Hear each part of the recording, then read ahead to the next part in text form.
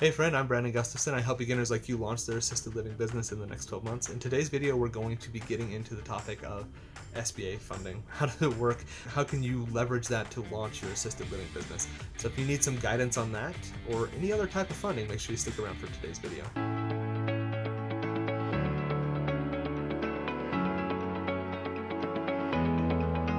Hey friend, welcome back to the channel. Excited to have you here today and talking about SBA funding and how to leverage that to launch your assisted living business. Before we get into that, I want to remind you to get over to the website, assistedlivinginvesting.net, where you can get access to our free underwriting calculator to help you understand if you have a profitable business, but also give you a solid foundation that you can give to lenders like an SBA lender to say, I need this much money, and they will tell you yes. A little more complicated than that, but this is the tool that's going to really help you reach your goals and obtain the funding that you need to launch your business. All right, let's get into the topic for today's video. We're talking today about how to use SBA funds to fund your assisted living business acquisition. I want to note something for you.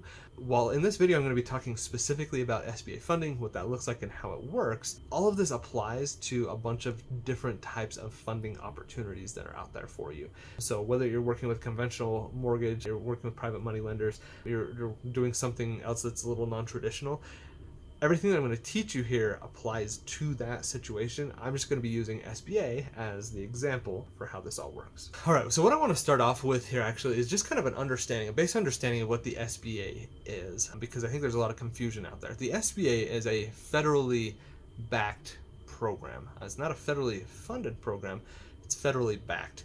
This, for you as the borrower, honestly doesn't mean anything to you other than the fact that lenders may be a little more open to taking a little bit more risk with opportunities because their funds are federally backed.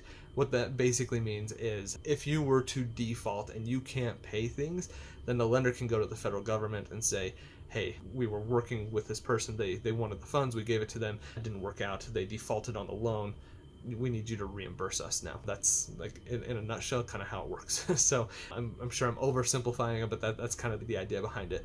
Doesn't mean anything for you. It's still going to destroy your credit. It's still going to be a huge ding. You're never going to be able to get an SBA loan again. Other loans are going to be really hard to get. So that's the negative side of this, but the positive is banks may be willing to take on a little bit more risk for opportunities for small businesses. That's what SBA stands for, Small Business Administration. They are for small businesses. That is what they're intended to be for. All right, let's talk a little bit now about what banks are SBA lenders. So not all banks are going to be an SBA lender. It's not just a blanket, hey, you're a bank, you're an SBA lender.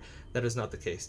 You can have large banks, large national banks that do SBA funding. That's very possible that you can have those. You can find them, your Wells Fargo, Chase, they will probably have an SBA program that you can look into.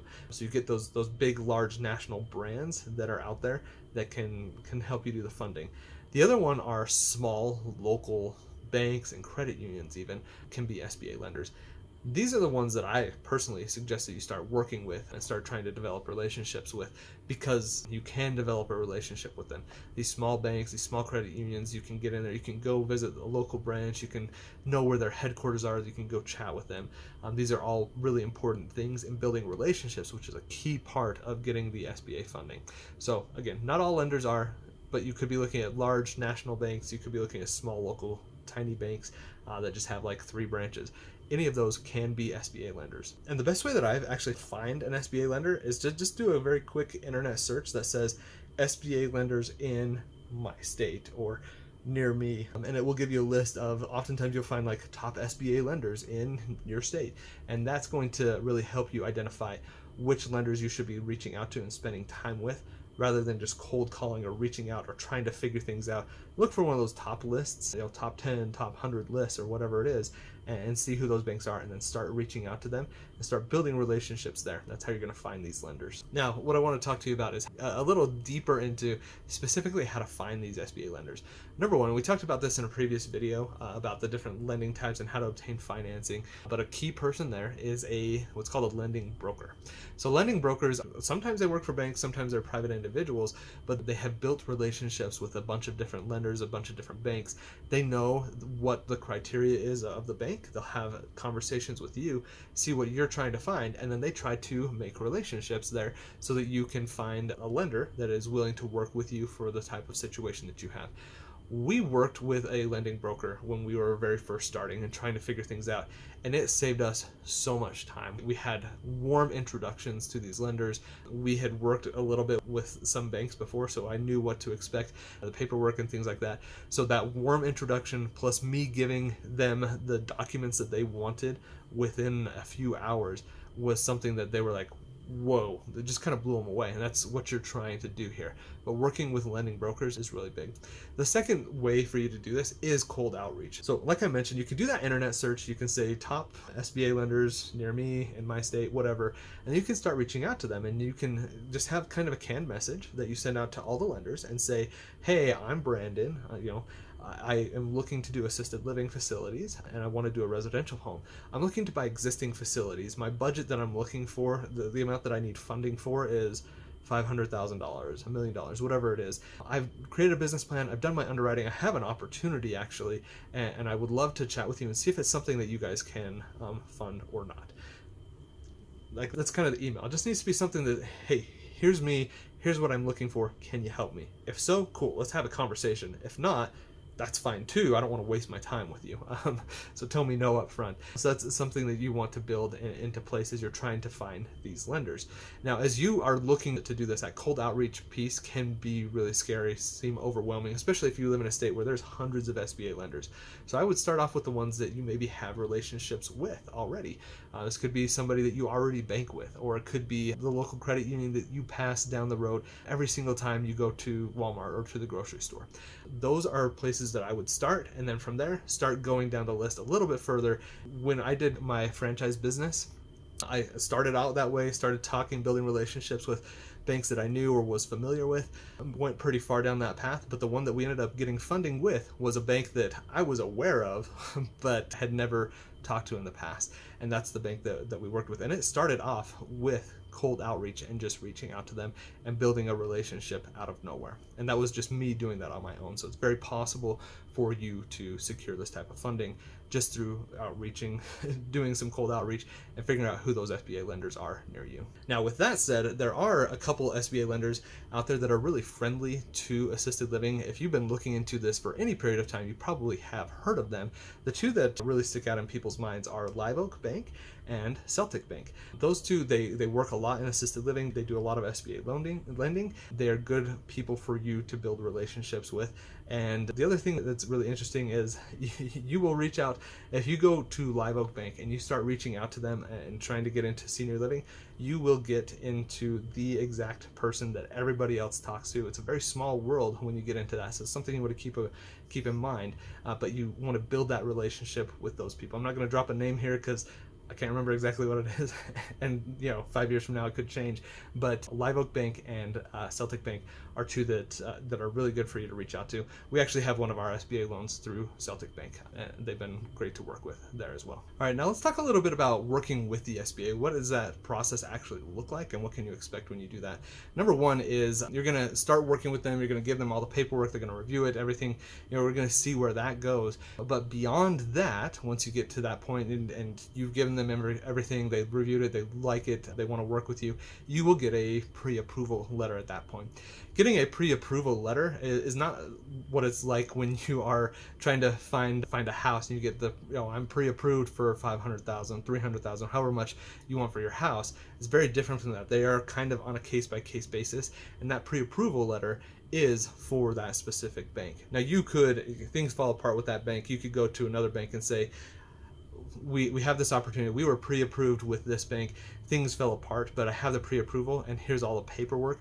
Can we work together? And that you have that pre-approval up front is going to make things a little bit easier. But you want to get that pre-approval letter.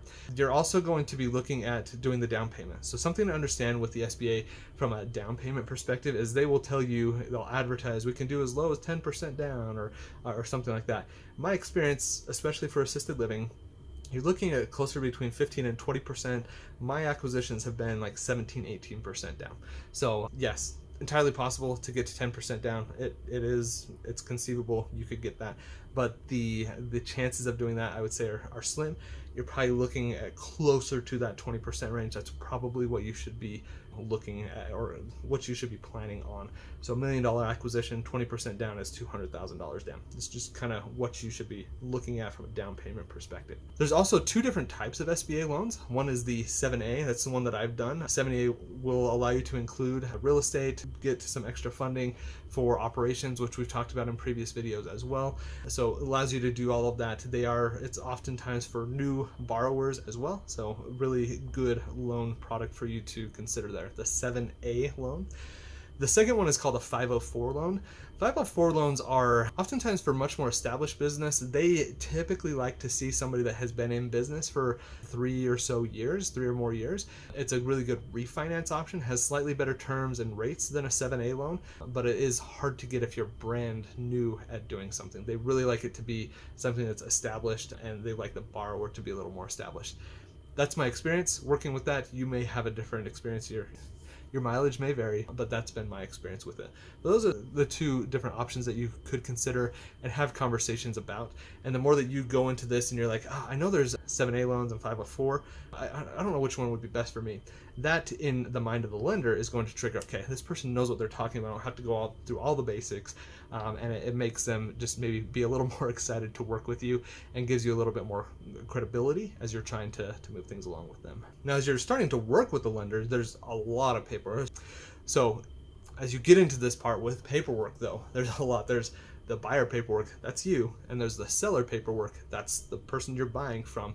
You're both going to need paperwork. There's business plans, and there's underwriting, which we teach about in our foundation piece. So go check out the business planning guide as well, assistedlivinginvesting.net/BPG. We'll link that down below. But go check that out and build out that foundation. They want that from you. They want your personal financial statement. I have a video that I've done on that in the past as well, which is a specific federal form that they want, not just a willy-nilly thing. It is a very specific form. They want your bank statements. They want your tax returns. They want there's going to be other forms and things that they're going to ask for.